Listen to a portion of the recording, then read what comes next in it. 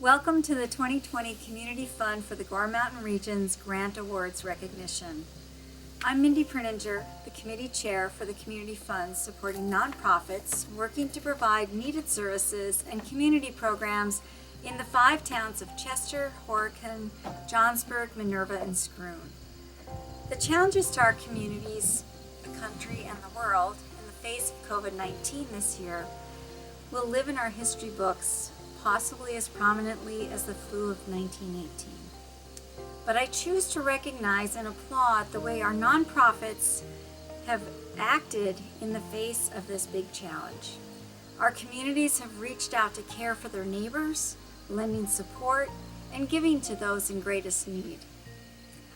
The nonprofits that received grant funds from the Community Fund for the Gore Mountain Region this year have soldiered on. They've been energized by the response that they've experienced and the generous donors that really made their work able to continue. The Community Fund for the Gore Mountain Region is a component fund of the Adirondack Foundation, a community foundation that serves the entire Adirondack region of northeastern New York. The fund benefits from many of the services that they provide, including support for fundraising efforts and processing and acknowledgement of your donations. The investment management of those donations continue the long-term growth. This year, instead of in-person award ceremony, as we usually do, we, like many other businesses and schools, have gone to a virtual presentation for you. So what follows are the award ceremonies that we had with each of our recipients of awards, and they are in their own words coming to you on camera to tell you what their awards were this year and how they were able to continue the work, the very diligent work that they do and provide for these communities in need during this year. I thank you for your time and look forward to seeing you in person, perhaps in 2021. So I would like to acknowledge 2 of our award recipients that were unable to be with us to video. The first one is the Historical Society of the Town of Chester. They received funding for new shelving that will store the very sensitive historical artifacts that they keep at their facility. So they're very thankful to have that from us this year. And the Johnsburg Junior Outdoor Club. Erica Berman represented them, and they are continuing to build some inventory of equipment that supports their hunter safety program that they offer to the youth of Johnsburg. Welcome to Johnsburg. We're here to present the Community Fund for the Gore Mountain Region grants to the local nonprofits here in town. My name is Kathleen Allen, and I am the current secretary and editor of the Johnsburg Historical Society newsletter. And we are so thankful that we got the Adirondack Foundation grant to be able to publish this newsletter that I'm holding in my hand, and I'm going to give the rest to Dina Wood, who was a big help to me in the layout, and she also applied for the grant. Good morning. And thank you again, Kathy, just thank you, but thank you again for the generous donation for the newsletter, the grant. It went toward our postage and the printing of the 500 newsletters. It was 16 pages, so we really put a lot of information in it, and Kathy was an excellent editor. So what we do now with the newsletter, we mailed it to all of our members and previous members who maybe hadn't seen us for a while, and then we distribute them at the farmers market every other week. We set up a table and we distribute them there. I've distributed about 75 there so far. And then just every chance we get, we share it with someone. So we'll share it with each of you today, of course. But So do people contact you as a society to look for information, or yes, so that you might be able to mail them one? Yes, and I'm also the town historian, so I get contacted twice But our contact for the Historical Society is Johnsburg Historical Society information, the email. I can't think of the email right now, but anyway. And Teresa Haley is our office manager, and she takes care of most of the inquiries there and meets people if they need to do some research. But as far as a newsletter, we hit on the COVID. We put some information in about our events throughout the year and our history days. So we got a lot of pictures in it this time. And we're hoping, this was this summer. The last few years, only one newsletter a year has been done. But we're hoping to do at least 3, one at the end of October, by the end of October, and then one by the end of January, do a small one when we do our mailing for most of our members come due in January. So, but we've got about 80 members now who have paid dues, and that's good, and the newsletter has generated some of them and generated interest. We have a little blurb in there about the cemetery volunteers, and I got an email from a historian from Huntington, New York, and he has a place up here up at Baker's Mills, and he was asking me about how we go about our cemetery volunteering, so because he's been working on his down there. So anyway, I don't know if that pertains to all of this, but we really tried to get all the information, and on the back page is where we listed who we received grants from. And what kind of events are you having for the Historical Society? I know this year might be different than last. This year is a little but different, but what we've been doing right now is we're applying for 3 historical markers through the Pomeroy Foundation, and so we've been doing research on that, and we haven't really had any events except to come here. The History Days is probably not going to happen at this point, which is sad, but we'll continue on, and we keep trying to get as much information out there as we can, and we plan to do some serious updating of the website, which we need to do, but it takes time, and so. Good morning, and a beautiful morning it is. I am Kathy Majorana. I'm a member of Johnsburg Historical Society, and our mission is to promote, protect, and preserve the history of the town of Johnsburg. So Johnsburg Historical Society is so fortunate to have funding from Adirondack Foundation Generous Acts for our project of installing interpretive signs along North Creek's beautiful river walk. The path starts very close to where we are here. You can follow the path along the Hudson River, and then it will take a turn along the North Creek. The end point is at Tannery Pond Community Center. You can stop there, or you could continue along Main Street and get back to where we are here now. And if you did the whole loop, that would be about 1.5 miles, which would be perfect for families, dogs, seniors, joggers. So you continue, you start the path.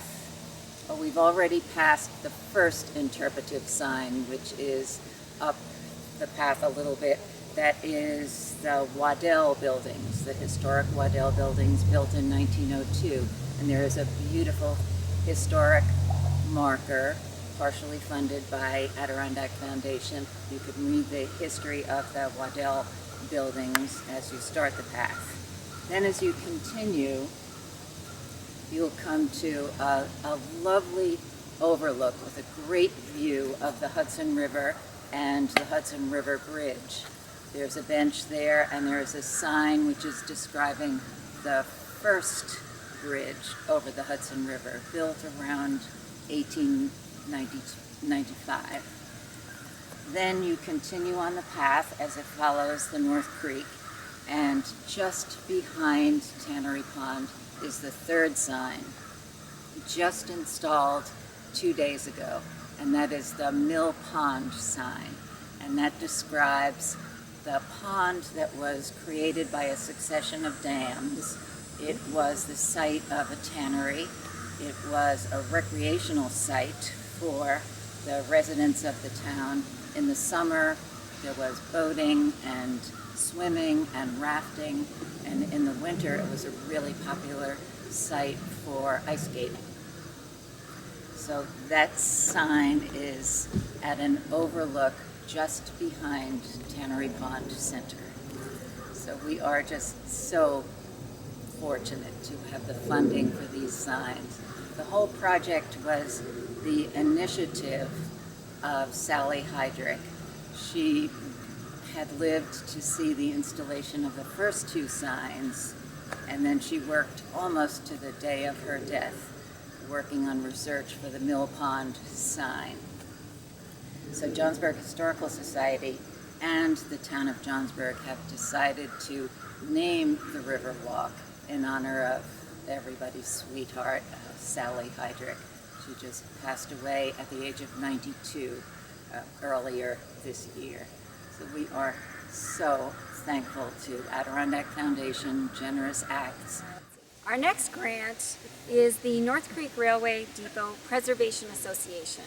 Ellen Schaefer is here to tell us about the project that they have with the $1,000 grant, which will help fund a virtual tour of the Depot Museum. Here's Ellen Schaefer. My name is Ellen Schaefer, and I'm president of the board of the North Creek Railway Depot Preservation Association. We are a 501c3 not-for-profit dedicated to the local history here in the town of Johnsburg, particularly North Creek, and we focus on the history of the railroad, Theodore Roosevelt, and the ski industry here in our Adirondack region. We're very grateful to be the recipient of a $1,000 award from the Community Fund for the Gore Mountain region. Our experience with COVID-19 this year has made it impossible for us to safely open our museum. So what the funds will be used for is to create a virtual tour of the museum that we then will post on our website. Some of the funds will be used to update and upgrade our website so that we can provide more online type experiences for people, enticing them to visit the museum when we are able to reopen, hopefully next year in 2021. This is actually our 20th anniversary of the museum, and being 2020, we had planned on a very large gala, a Roaring Twenties gala that unfortunately we're not able to hold. So this is certainly a great benefit to us and helps us out in such a large way. We thank you for considering and for awarding us this grant. Our next grant recipient is the New York Ski Educational Foundation, or NYSEF. The program that they've asked for funding for this year is the Dare to Dream program that supports a local athlete to participate in a high level of ski racing program that they run at our local Gore Mountain ski area. To accept the award is Rich Burnley. Hi, well, first of all, I want to thank you guys for donating to our Dare to Dream project, which is a scholarship fund for NYSEF for athletes who aren't as financially well off as perhaps some of our other athletes are. We do have one North Creek athlete in our program at Gore, and he does apply to that and uses those funds. So that's what we do with it. Excellent. What kind of support does that fund give them? Is it entry fee to get in? Does it handle races, or is it equipment? It's the coach's fee, coaching fees basically, and some equipment. Okay. Yeah. Race entry fees are pretty much on the parents. And they're a little more reasonable as Yeah, well. yeah, in yeah. general. Yep. Okay. And how long does the program run? When do you guys start? And then We start the first weekend in December. We run through the end of March. Every week, every Friday, Saturday, Sunday, and we have 2 nights a week down at West Mountain where we get some kids to join us down there for at night. add anything? How many students do you have in the program, We have 180 athletes at Gore. and where do they come from? They come from the Capital District of New York, Saratoga region, Glens Falls, Queensbury. We have some Northern Jersey and Connecticut folks, a few Western New York, Utica area people. And are you hoping that the funds this year will go towards students that are already in the program, or will this fund a new Yeah, student? it'll support students that are already in the program mostly. Yeah. And mostly it'll support our local athlete. Yeah. Right. So the funds will go for a local athlete. Because do you find that there's not as many local athletes because it's restrictive due to the cost? Yeah, I think that's a lot of it, and that's a lot of why locals here don't ski even. I mean, every student in the Johnsburg district gets a free season's pass at Gore, and from my knowledge, maybe 30% of them use them. So I'm sure it's financial. We actually did a clothing drive a few years ago to get clothing for the kids to get them up on the hill, and I think they just last year in the school district started a second grade program, which was pretty exciting. I've been asking for years why they don't have, middle school PE up there one day a week all winter. I mean, it's a free resource right at their fingertips that doesn't get used, and we don't get a good answer on that. So, but hopefully, moving forward, it's going to happen. Let's keep asking the question, Yeah. right? Yeah, there is a little group in town that is getting after the school district on that. Good. Yep. Good. Great to hear. Yep. Our next grant recipient is the Town of Johnsburg Library. Susan Schmidt will be accepting the grant. The ask this year was for $750 to acquire masks to keep the library open for its patrons to come in safely during this time of COVID. So here's Susan Schmidt. Well, I just want to say thank you on behalf of the Johnsburg Library. I'm sure that in 2006, when your organization first came out, that I wrote a grant, and I think it was for large type books, because I don't think people realize that the average large type book costs twice as much as a regular book, and our senior population really appreciates our large type collection. This year we got money from Mass, which I think is it's an essential, it's just an essential for us to have that, and we appreciate that we have Mass to give to the public that don't have one when they want to come in. And through the years you've helped with construction projects. We got a new computer one year, and I just, this will be the last grant that I will be writing because I'm retiring at the end of the year.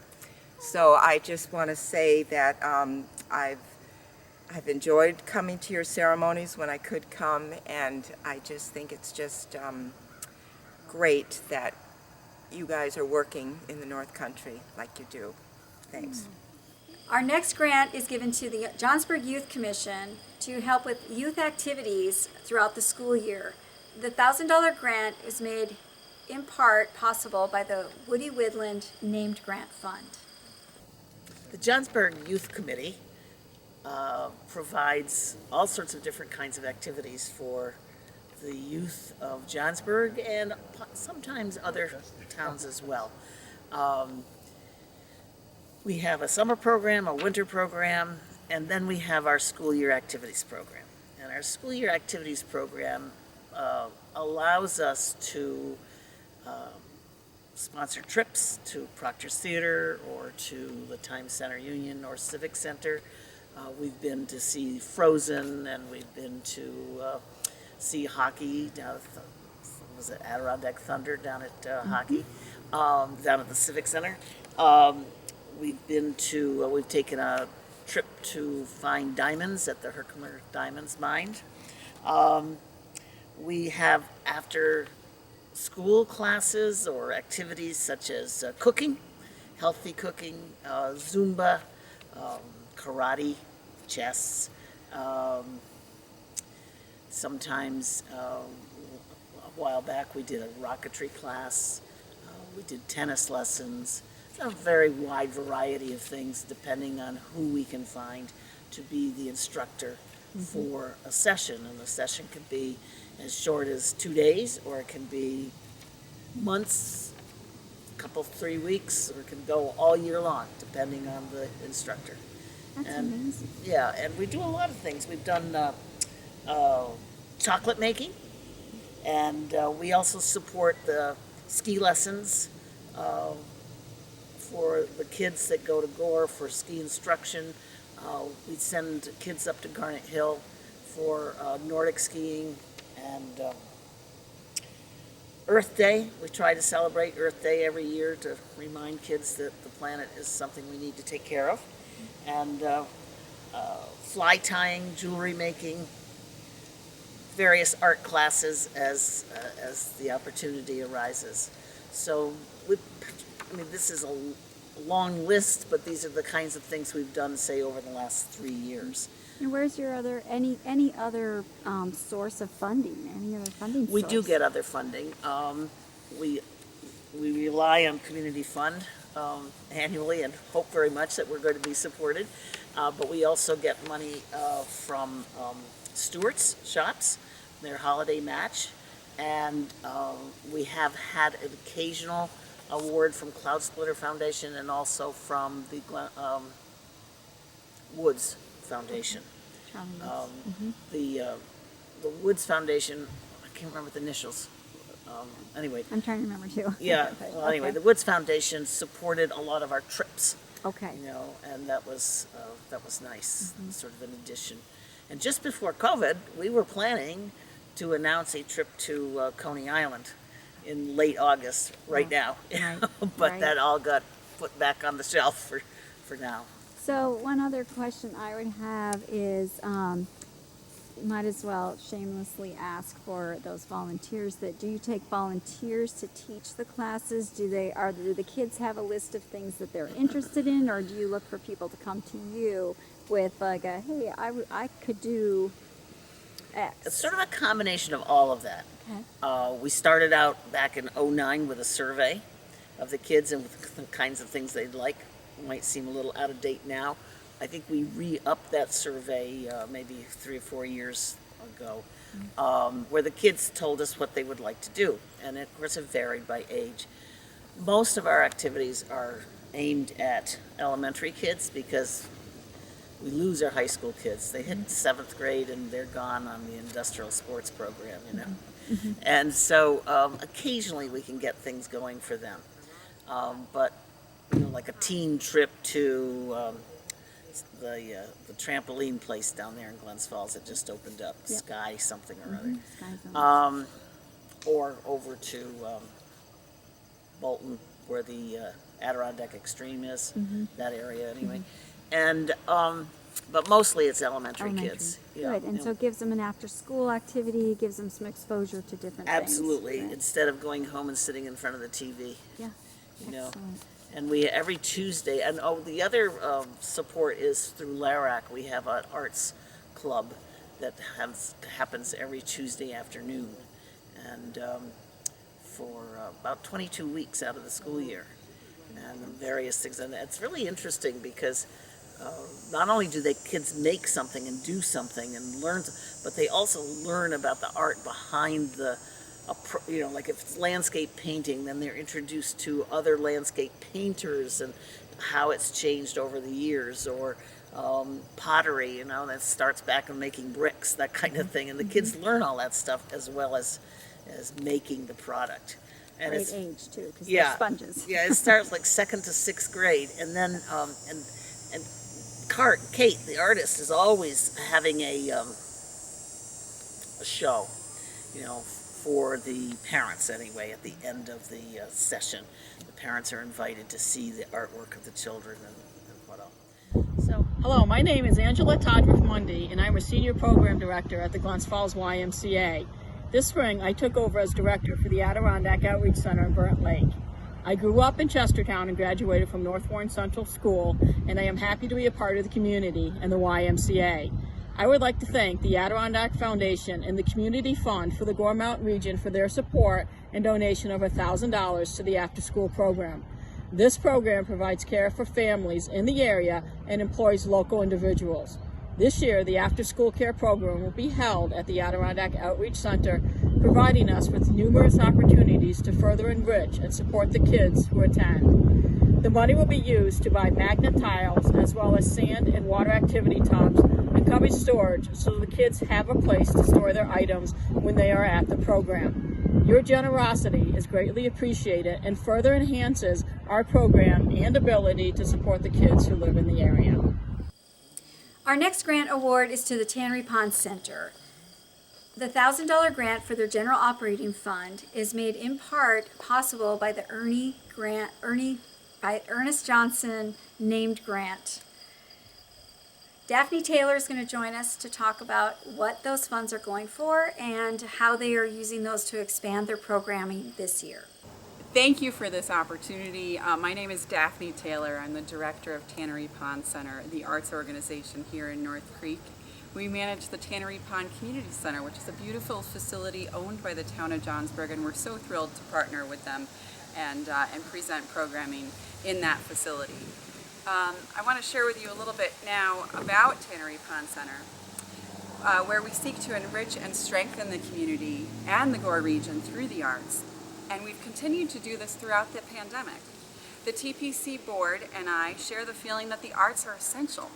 And while not essential for basic survival, the arts help to lift our spirits, connect with and relate to others, and generally help us to make sense of what is happening around us. We are so grateful for the support of the Community Fund for the Gore Mountain region and the Adirondack Foundation for their support. This year has challenged us all to find new ways of sharing the arts and carrying out our mission. We did further research into use of outdoor venues in compliance with state mandates, and this led us to decide that there was no suitable space for outdoor concerts in the immediate area to be presented safely for all of our patrons. We are also trying now to set up a model for presenting concerts online this fall and winter, at least until mandates regarding gathering indoors ease up and we feel that we can safely present concerts in the auditorium again. We did produce a wonderful video about our current exhibit in Woodland Gallery. And this summer we began offering an informal drawing program called Sketch Our Town. We are so grateful to Joanne Millis for her terrific idea and to all of the volunteers helping to make this happen, and also to everyone at the farmers market for being so receptive and so supportive and so helpful with that Sketch Our Town program. Again, funding from the Community Fund for the Gore Mountain region is helping to do all of this and more, helping to keep the arts alive during this challenging time. Thank you. Hello, I'm Heidi Kelly, and it is my pleasure to serve as Vice Chair of the Community Fund for the Gore Mountain Region Advisory Board. And I am here today to introduce Ann Hornbeck, President of the Minerva Historical Society, the recipient of a $1,000 grant, and Ann will tell you about the project that's going to be funded by that $1,000. Hello, I'm Ann Hornbeck. I'm the President of the Minerva Historical Society, and we have received $1,000 from the Community Fund for the Gore Mountain region. And we are very pleased to have this money. It's been a tough year for all these organizations. We had to cancel our fundraiser, and so this money will be very valuable in helping us get our shed built and pay all our utility bills. It makes a big difference to receive these grants to organizations that are nonprofits like the Historical Society. The Community Fund for the Gore Mountain region has several named grants. Minerva Central School is the recipient of a $1,000 grant from the John and Wanda Callahan Fund. Superintendent Timothy Farrell will tell you now about the Expanding Horizons travel program. Thank you, Mrs. Kelly. As the superintendent of Minerva Central School, we continue to be very grateful to the foundation for their continued generosity. This year's grant was set aside for the purpose of our Expanding Horizons travel program, which actually we started many years ago as a middle school initiative, but now we use as a 7-12 initiative. And really we use it as an opportunity to get our secondary students out into some areas where they don't ordinarily travel. We do a three-year rotation between Boston, Montreal, and New York City. And because of the area that we are and the amount of poverty that we have, it's really a great benefit to all of our families and students for us to get them into this travel program. So again, we look forward to the opportunity to travel this spring, and we look forward to continuing to work with the foundation. Thank you. The recipient of our next grant award is the Adirondack Community Outreach Center. Anita Abrams and Andy Waldron joined us today to tell us about the programs both with the farmers market for for the Outreach Center from the Food Pantry, as well as the Fresh Fruits and Vegetable Program for children's meals in the summer. Tell me a little bit about the grant that you got this year from the Community Fund, Gore Mountain Well, this Region. year we applied for and received a grant of $1,000 from the Community Fund for the Gore Mountain Region. And this is our second year that we were awarded this grant. This grant is used mainly for fresh fruit and vegetables for our Kids Summer Meals program. This program we started last year, and the purpose behind it was to provide adequate nutrition for children that would receive free breakfast and lunch during the school year, but would not be receiving it during the summer months. And it was a great success the first year, and we decided, let's go ahead, do it again. We've had marvelous response from the parents. They've been very happy with everything that we've had. We're doing a little more specific fresh fruits and vegetables than what the backpack program provides the kids during the winter months, but it's a little more labor intensive, but I think it's worth it. I think the kids really enjoy it. This year's grant really has given us a unique opportunity for our food pantry recipients because we're working in cooperation with another community organization.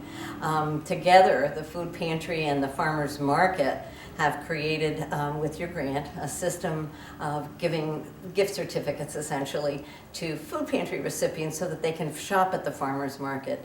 Buying good quality fresh fruit and vegetables and other kinds of things like that is just something that's not accessible to most of our people. So this has been a very exciting thing to be able to offer them, and it's been met with really sincere enthusiasm from the recipients who, have gone to the farmer's market and come back in and tell us tales of, I got this and I got that and I've never tried this, and plus it got them out in mingling, with other people in the community. It's done multiple things: healthy food and healthy relationships. That's nice. Down at the farmers market, I found that the one of the gentlemen that works at from the farm that comes to the biggest farm that comes to the food market or to the farmers market.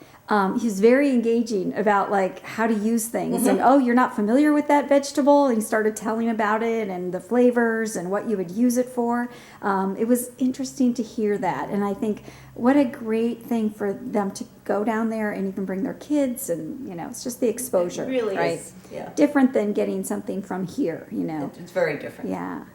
Well, it's great. Tell me again about how many families you're feeding this year, but also during COVID, how things were run here at the food pantry. Each month, we actually serve about 130 to 150 families.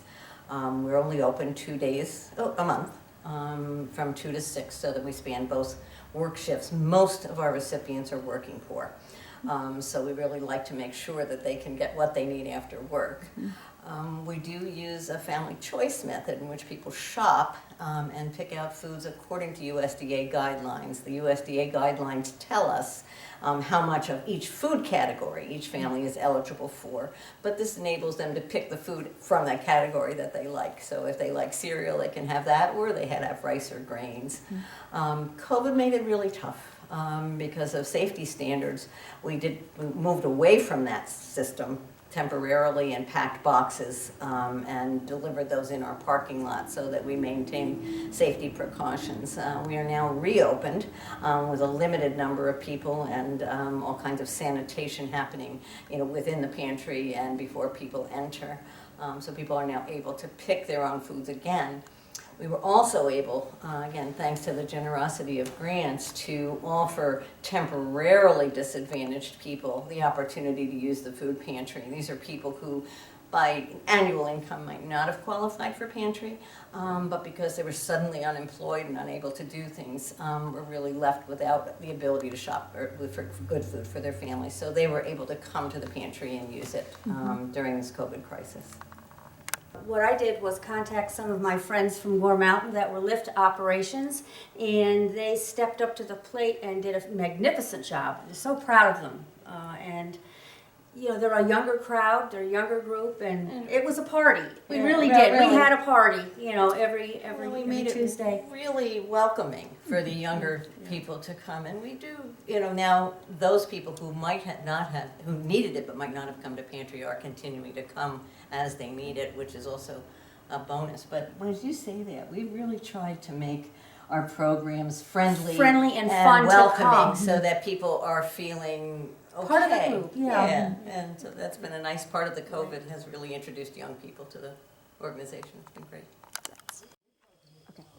We're in beautiful Skroon Lake this afternoon, and our first award goes to the Siegel Music Colony for operating expenses. And here to talk about their program and how the grant money will be used is Artistic Director Darren Woods. Hi everyone, I'm Darren Woods. I'm Artistic Director of Siegel Music Colony, and I'd like to start by thanking the Community Fund for Gore Mountain Region for the $500 grant that will help us just keep our doors open for the rest of this year. During COVID-19, we had to cancel the entire season, so our beautiful theater has been empty and the Hill has not had music on it, but it doesn't mean we've been sort of sitting around. In fact, just minutes ago, we finished the 9th week of online classes for the singers that we had that were going to come this year, and we've had great attendance all summer. We asked them what their takebacks were. They were talking about being introduced all through these 9 weeks to people in the industry that can help them further their careers along. We had some of our alumni that are in Germany come on and talk about singing in a German house and having a career in Germany. We had people from the Metropolitan Opera, from Glimmerglass, all giving their time to our 32 singers. And for those that actually got jobs and couldn't attend at 2 o'clock on Tuesday, Wednesday, Thursday, we recorded them and so they could watch them in the evening. And that led us to another takeaway, that, you know, recording them when the children's opera is out, and usually what this grant funds is our children's opera theater. A lot of the children's opera theater performers don't get to come to the classes because they're gone doing children's opera in the morning. So being able to record those was a really nice takeaway for us. So we thank you so much for helping us keep the doors open. Right now we are going to use that grant as a planning time too, because we're going to try to come up with 4 or 5 scenarios where we will be able to gather up here next year. That means 4 or 5 budgets. So we're going to get to work. We look forward to being back up here. We're going to have the same repertoire, the same amount of kids, and the same children's opera next year. So hopefully that's what the grant will be for next year, but we thank you for giving that to us this year. Skroon Lake Central School is the recipient of 2 grants from the Community Fund for the Gore Mountain Region. And here to talk about the projects funded by those grants is Superintendent Stephen Grotto. Hi there, my name is Stephen Grotto. I am the superintendent at Skroon Lake Central School. Skroon Lake Central is a beautiful little school on the shores of Skroon Lake. We have about 270 students, and we're very excited that the fall is coming and we're going to be back in session. And I'm here today to accept 2 awards from the Community Fund for Gore Mountain Region. And I've been here before because they've always been so generous to us. They've given us a lot of donations for our videography club, and we have used that money to buy equipment that will be used to edit this video eventually, and we will be putting out a video of all the award winners at some point.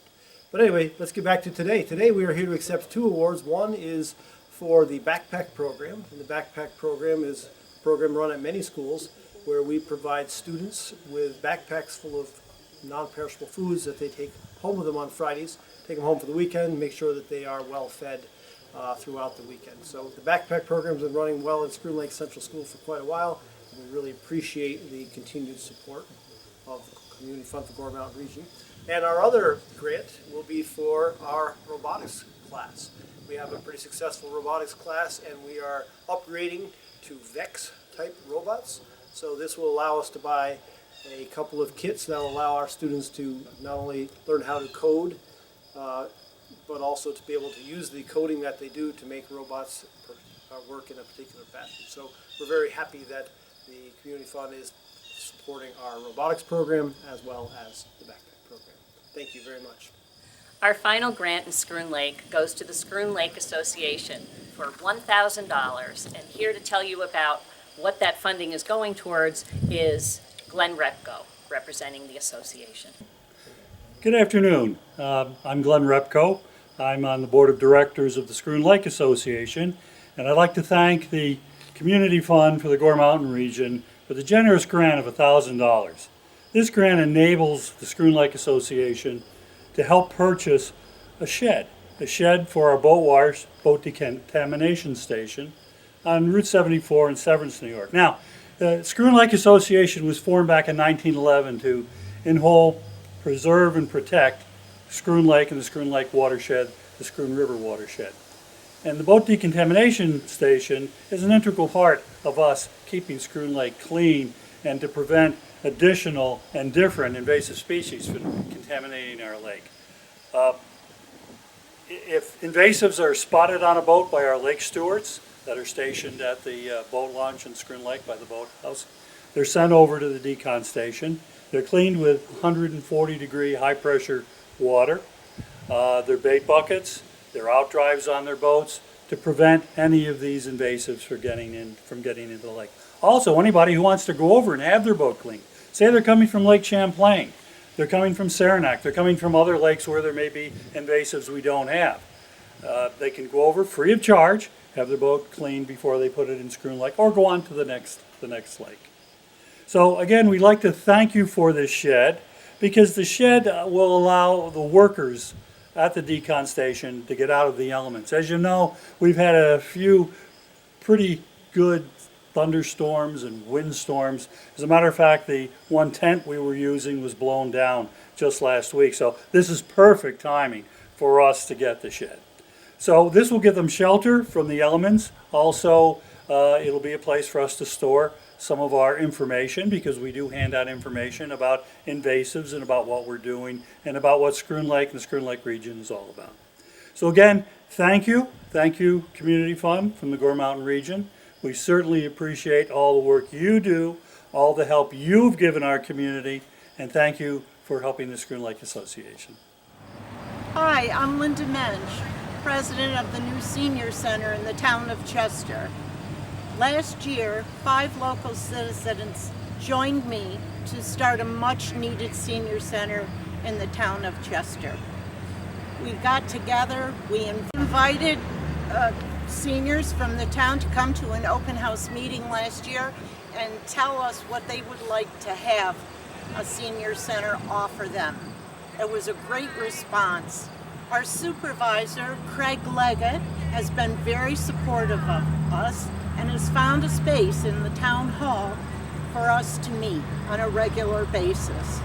We started programming last fall, and unfortunately, once COVID arrived in March, we had to shut down. But this summer we started again with our knitting group and our poetry reading group with a live harp music. And both of those groups You're allowed. You're good. Go ahead. Our poetry group and our knitting group started meeting in late July this year, outside, right here in the front lawn and up at Dynamite Hill that the town owns. And this September, we're hoping to open up our room, which is upstairs in the Municipal Center. It's a bright, cheery room. It's been painted and it has new flooring. It's beautiful. And we hope to offer a safe, comfortable place for our seniors to come and socialize, to participate in lectures. We want to start a support group for caregivers, and we want to offer whatever activities our local seniors want. We want to have them be able to have a place to come and socialize with other people, especially during this time when so many of our seniors are isolated. We have the equipment to make it safe for them. We're going to make sure we social distance, and we are so grateful to the Adirondack Foundation and the Gore Mountain grant that they selected us this year and gave us funds to purchase supplies, equipment, to start our senior center. When you're starting a new organization like this, you need a lot of money. And we're just so grateful that they chose us. Thank you. So thank you very much for watching, and please support those local nonprofits. They need your generosity, and appreciate it. Thank you.